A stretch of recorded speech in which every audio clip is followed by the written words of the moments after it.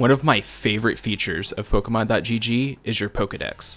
So the way it works is as you collect cards featuring different Pokemon, you'll then catch them here in your Pokédex as well. You can see I've already caught all of Gen 1, but if I go to Gen 5, there's still some Pokemon missing here, meaning I haven't collected a card featuring them yet.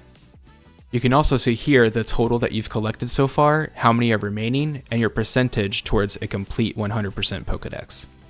You can also click into any Pokemon to view their entire Pokemon page. This will give you various stats as well as pull all the cards that exist for this Pokemon.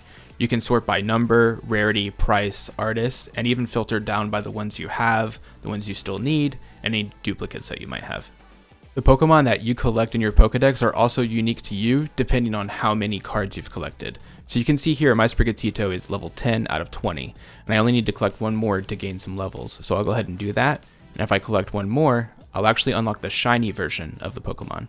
Every Pokemon has a different leveling structure, so depending on how many cards exist will determine how hard they are to level up. So in this case, we need to collect 5 more Charizard cards to reach level 4.